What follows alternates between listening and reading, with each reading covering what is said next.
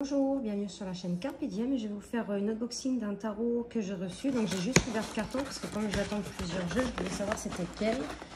Mais j'ai attendu pour faire la vidéo. Oh là là, voilà. C'est le Darkwood Tarot de Sacha Graham et illustré par Abigail Larson. Donc c'est l'édition française. Donc je l'avais vu sur pas mal de chaînes. J'hésitais à le prendre. Et en fait, j'avais vu une review sur la chaîne de Vivi Moon et je lui avais envoyé un message que tout compte fait que j'allais craquer. Et elle m'avait conseillé quand même d'aller regarder d'autres vidéos parce que c'est vrai que quand elle fait des vidéos, il y a toujours un bon fond et tout. Donc c'est vrai que ça embellit le jeu et tout. Donc j'ai écouté son conseil, j'ai été voir d'autres vidéos. Et en fait, j'ai fini par le prendre. Donc on va le découvrir ensemble. J'aurais dû prendre un ciseau. Ah, ça y est.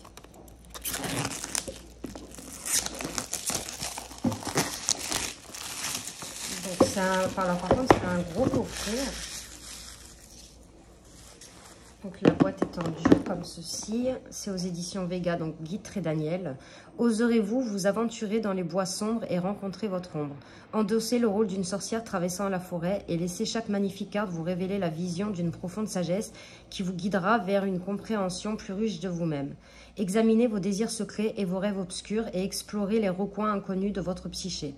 Ce tarot captivant, inspiré du tarot Rider-Waite-Smith et son livre d'accompagnement vous guideront dans l'obscurité vers la lumière qui reflète vos talents cachés et votre pouvoir personnel. Donc c'est un coffret avec 78 cartes, un livre d'accompagnement de 312 pages tout en couleur et un sac satiné pour protéger les cartes. Il est au prix de 29 €. Donc, hop. Alors déjà l'intérieur de la boîte, je la trouve super belle. On a un pochon. Un gros guidebook. Donc ça c'est le dos des cartes. Vous voyez. Donc on a un gros livre quand même. Et en plus ce que j'aime bien c'est qu'il est en papier, glacé et en couleur. Donc on va regarder un peu le livre. Hop. Donc en 2020 il est sorti et en 2021 il est sorti en français. Donc là, on a un petit texte. Luc entrant dans la grotte de Dagobah. Qu'y a-t-il à l'intérieur? Selon ce que tu y apporteras. Donc c'est un épisode de Star Wars. Donc là, on a un sommaire avec une introduction. La première partie, apprendre à lire les bois. La deuxième partie, les cartes des bois sombres. Donc les arcanes majeures. Ensuite, on a les arcanes mineures. On a un épilogue à propos de l'auteur et de l'illustratrice. Donc là, on a une introduction. Donc je ne vais pas vous la lire parce qu'elle est longue et la vidéo elle serait trop longue. Mais j'ai hâte de la lire. Après on a apprendre à lire les bois. Donc il était une fois. Voici quelques conseils pour une interprétation intuitive du tarot. Donc on vous dit écoutez votre instinct. Qu'est-ce qui attire en premier votre attention sur la carte? Racontez l'histoire qui se déroule selon vous sur la carte. Choisissez un seul symbole sur une carte et interprétez-le comme une réponse. Quel sens a pour vous le symbole sur la carte? Lisez l'image comme si vous racontiez une histoire à un enfant. Faites confiance à votre intuition. Ensuite, on a pour une lecture plus approfondie à étudier les différentes significations des cartes. Écrivez vos propres interprétations des cartes. Quelle chanson, quel parfum ou émotion la carte vous évoque-t-elle? Cherchez des scènes de tarot dans votre vie quotidienne. Imaginez ce qui se passe avant et après la scène qui se déroule sur la carte. Si la carte que vous avez tirée pouvait vous parler, que dirait-elle? Donc c'est pas mal de se poser des questions. L'ombre du moi est un terme utilisé en psychologie analytique. Il fait référence aux parties occultées et refoulées en soi. L'ombre est la part en nous où on ensevelit certains désirs, dispositions ou émotions que l'on préfère ne pas reconnaître en soi, tels que la jalousie, la colère ou certains fantasmes.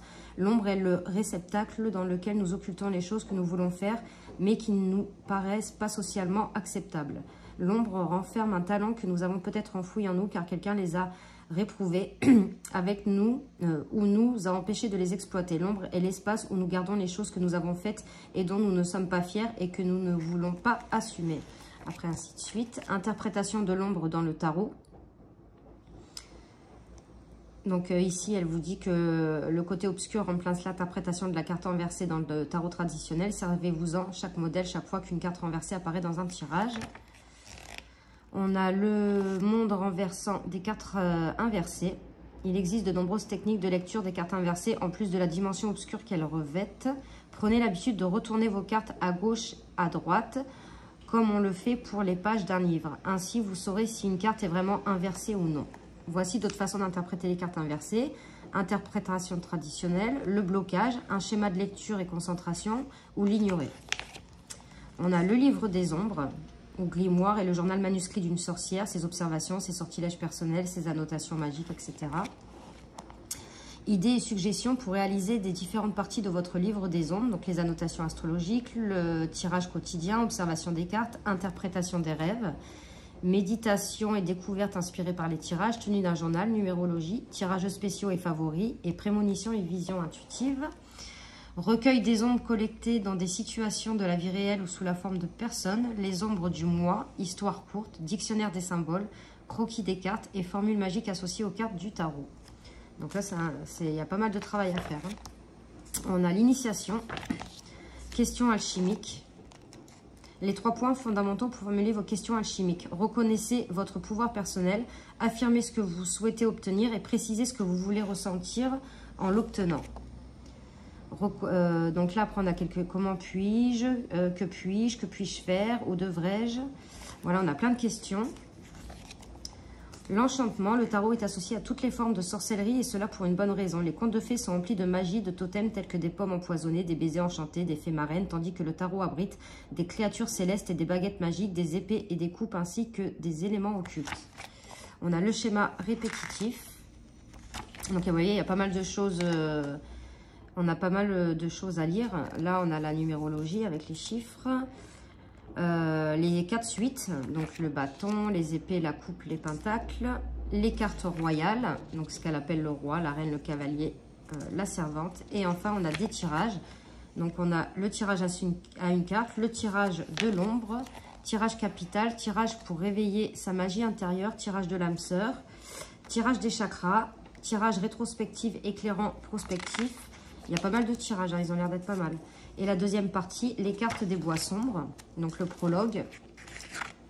Et là, on commence, donc c'est pas le fou, c'est la folle. Donc là, on vous dit, c'est l'archétype de l'enfant. On a le titre de la carte, une petite phrase, encore un petit texte. Chaque pas que vous faites vous approche un peu plus de votre destin. Donc, on a la signification après de la description de la carte. On a la signification à l'endroit et la partie ombre. Donc, soit la carte à l'envers, soit un blocage, soit... Donc, c'est comme ça pour toutes les cartes. Et pour les mineurs, on a un petit peu moins de texte, peut-être. Le 5 de coupe, admettons. Non, on a la signification de la carte, endroit et envers. Ouais, on a pareil pour toutes les cartes. Donc, il y a une belle introduction à lire et il a l'air vraiment d'être intéressant, le livre. Et là, on a l'épilogue. Voilà. Et après, on a un mot de l'auteur et un mot de l'illustratrice. Et ensuite, après, vous avez pour écrire des petites notes. Voilà, chose que je ne sais pas, j'aime pas écrire dans les livres. Donc voilà, on a un beau livre. Maintenant, on va aller regarder les cartes. Hop.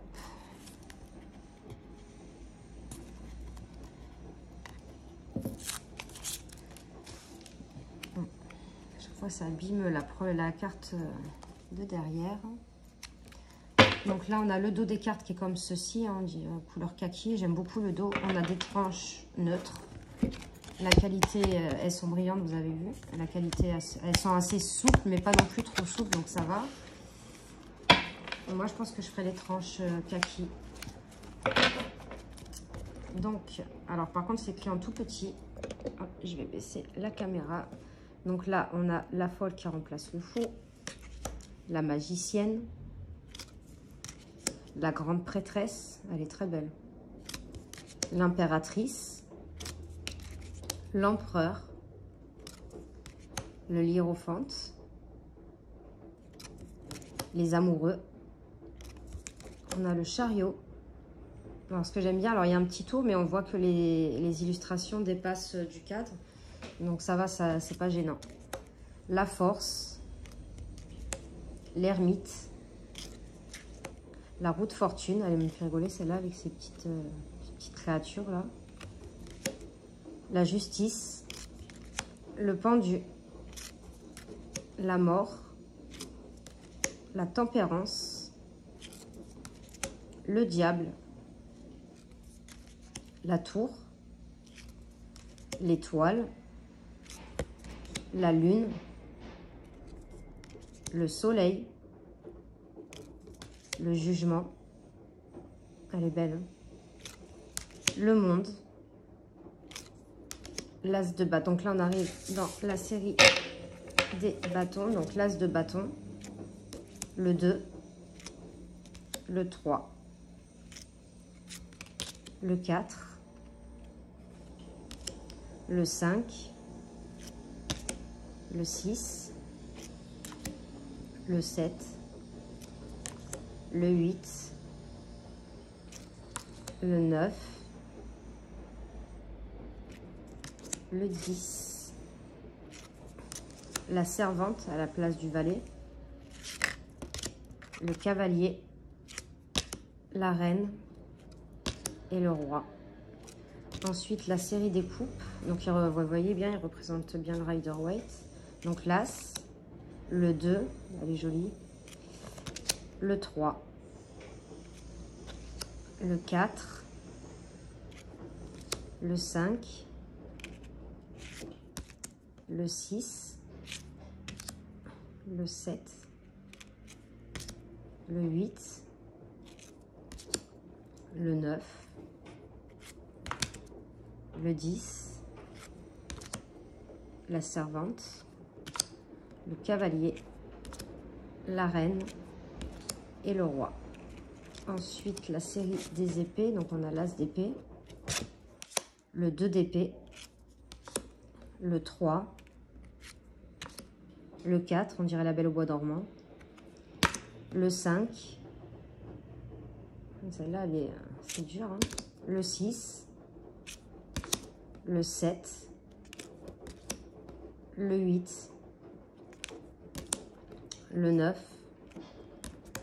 le 10. Ensuite, on a la servante, donc le valet, le cavalier, la reine et le roi. On n'a pas beaucoup de personnages masculins dans ce jeu. Donc, on a le pentacle, l'as, le 2, le 3, le 4, le 5, le 6, le 7, le 8, le 9, le 10, la servante, donc le valet, le cavalier, la reine et le roi. On va juste tirer une carte, voir dans le livre comment ils interprètent les cartes. Alors déjà, ils se mélangent très très bien.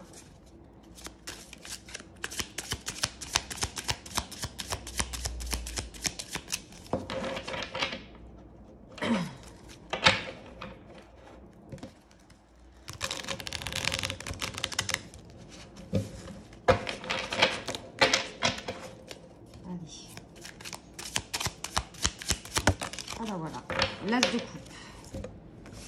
Elle a sauté assez vite. Alors, les arcanes mineures. Non. Piper. Désolée. Alors, l'as de coupe. Flux. Les suites de tarot forment une histoire qui se déroule de l'as au 10. Les as du tarot brillent d'une magie unique. Les as correspondent à la genèse de la suite. Les possibilités infinies de chaque suite sont contenues en eux. Tout comme tout ce que vous êtes, avez été, et serez existe en vous. Appréhendez l'as comme si c'était une graine, comme celle que contiennent les fleurs, les fruits ou les légumes, qui vous aidera à mieux les interpréter lorsque vous les verrez apparaître dans un tirage. L'as marque le véritable début de quelque chose. L'as de coupe est le symbole du monde des coupes. Une main mystérieuse surgit à travers les nuages. Les nuages sont présents sur chaque as parce qu'ils représentent le point d'accès et de sortie de la réalité. Ce qui était caché jusqu'à présent est maintenant visible. Ce qui était invisible est maintenant révélé. Les as évoquent la passerelle de la manifestation. D'abord, il n'y a rien, puis quelque chose apparaît. Les as reflètent le début, le commencement. Ils sont le point de départ des suites des arcanes mineures. Une main de sorcière tient un pieu en flamme. La main est le symbole de la Piper. Je suis désolée, j'ai la chienne qui m'écrase tout. Parce que j'ai mis d'autres jeux derrière à vous présenter. Elle écrase tout avec ses pattes. Désolée. Les as reflètent le début, le commencement. Ils sont le point de départ des suites des arcanes mineures. Une main de sorcière tient un pieu en flamme. La main est le symbole de la dextérité et du savoir-faire de l'homme. Les mains suggèrent l'inventivité, le potentiel créatif et l'expressivité. Les mains peuvent être instruments de l'amour pour réconforter les autres ou soi-même. Les paumes et les doigts peuvent caresser et nourrir les mains, peuvent également devenir les instruments de la violence, de la colère et même de la mort. Les mains nous renvoient à la manière dont nous manions les choses dans la vie. Elles servent à communiquer dans la langue des signes. Les traditions hindoues et bouddhistes utilisent les mains à travers les positions sacrées, les mudras, pour mobiliser une énergie spécifique dans le corps. Nous exprimons nos pensées intérieures à travers nos mains lorsque nous dessinons, envoyons des SMS ou écrivons. La main sur la carte de l'as vous demande de considérer la façon dont vous appréhendez actuellement cette suite en particulier. L'as de coupe est un débordement d'émotions. 5 jets d'eau coulent de la coupe magique, puis se jettent dans l'eau comme dans une fontaine. Un corbeau atterrit sur la coupe. Le corbeau métamorphose en un symbole du mois de l'ombre. Le corbeau apporte une offrande à la coupe. C'est la communion entre le monde invisible et le monde physique. Des lotus noirs flottent sur l'eau placide, symbole de transformation. Le lotus s'enracine dans les profondeurs pour s'épanouir à la lumière du soleil. Signification. Émotionnellement, transparent, vérité, équilibre émotionnel, s'élever et s'effondrer avec le même détachement.